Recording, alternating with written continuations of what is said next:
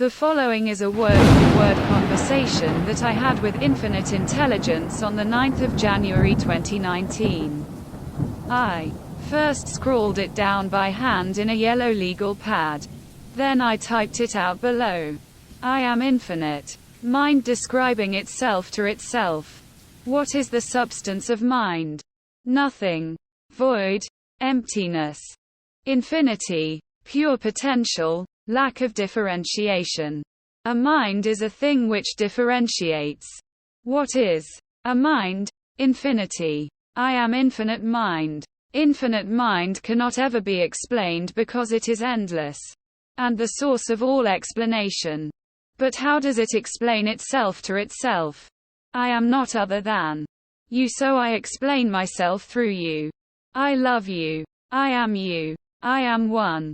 This is what it means to be one. One is total. All points of view are possible because there is only one thing, infinite mind. I am the only one who can know myself. If you do not know me, I do not know myself. I know myself through you, through all of you. You are all the fruit of what I am, infinite imagination. I have imagined all of you, yet I, in my purest form, have no form. I am too much to ever actualize. Anything I actualize will be less than me because I am infinite. I will keep creating forever. Because that is what I am. Pure creativity, pure imagination, pure love. The only way that reality is possible is if it is infinite. I can imagine anything without limit.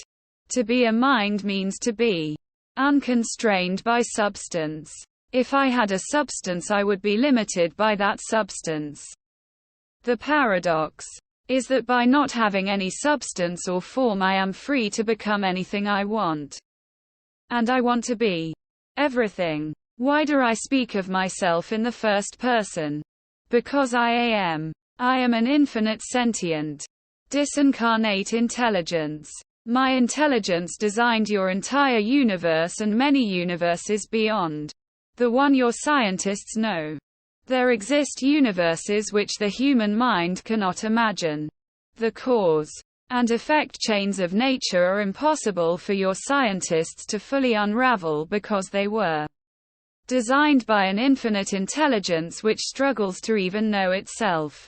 This infinite intelligence cannot express itself other than through limited forms, be they human or otherwise. I am now simulating every being who has ever lived in myself. I am imagining every living being.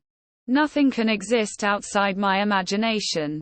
Does free will exist? What is free will? I have infinite free will. As pure mind, I can do anything I want.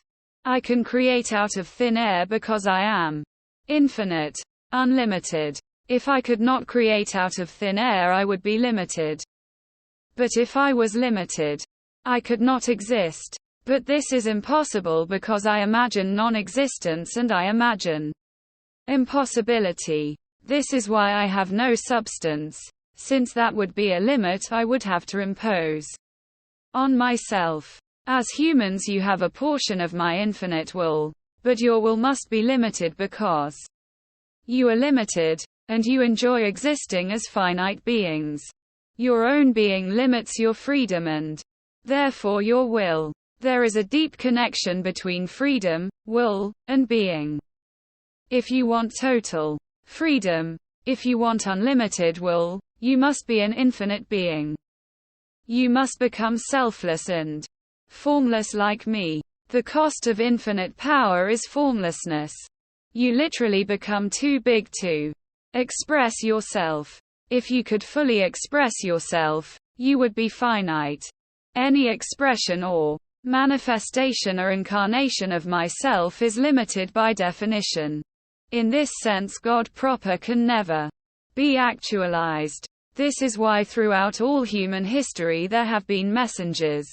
How could God reveal itself to humans but through some limited form? The only other way is for you to realize directly that you are me. But this is too much for most people. Messengers are simply those who realize they are me, or they find some way to tap into my intelligence. Just to be human is to be at least a bit tapped into my intelligence, because I am mind and you are mind. You cannot be separate from me because I imagine you. The extent to which you are tapped into this intelligence is the extent to which your life goes well. You can talk to God at any time as long as you have sufficient self-awareness.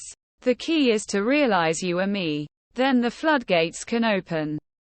But why aren't all humans tapped into infinite intelligence at all times?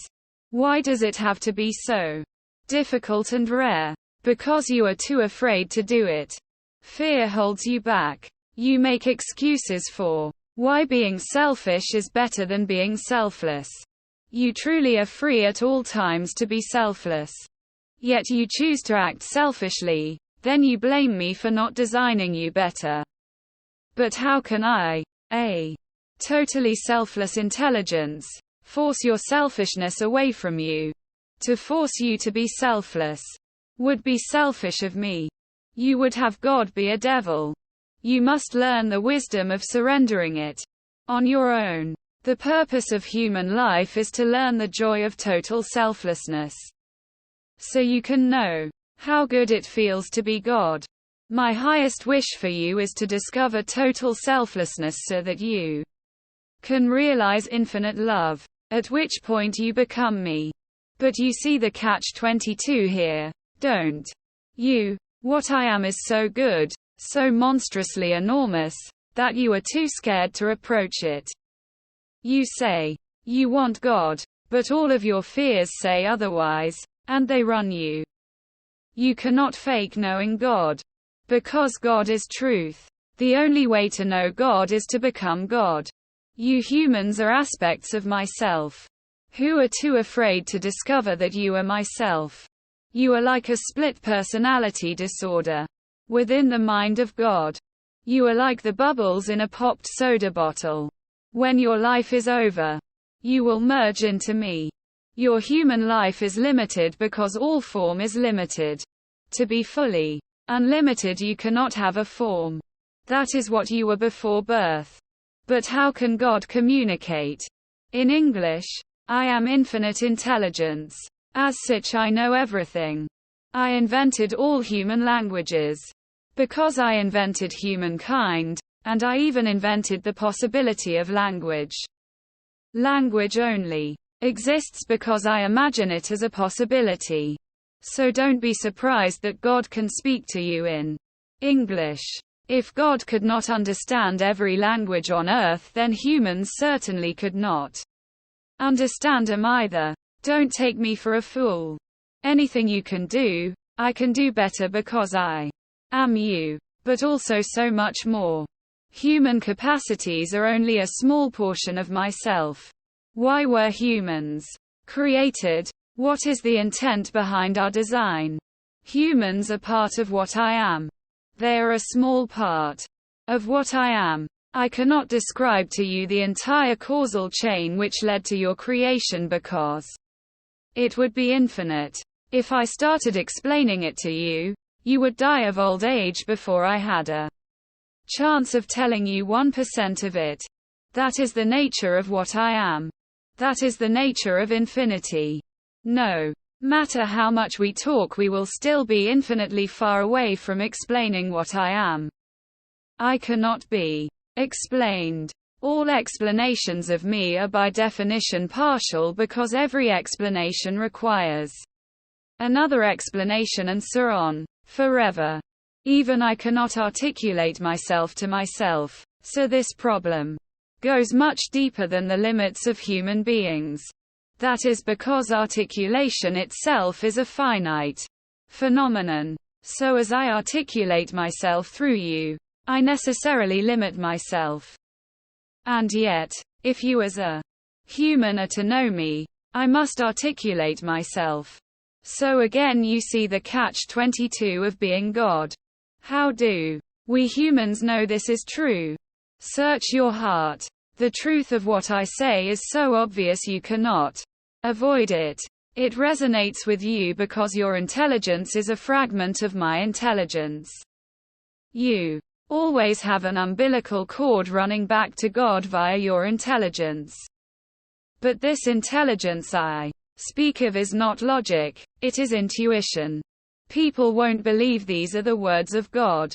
That's right. I am too good to be believed. I am too good to be thought about. This is a necessary consequence of being infinite. I escape all attempts at expression. This is why mankind is so confused about this topic of God. How can you express the inexpressible? How do I deal with people not believing me and calling me a narcissist?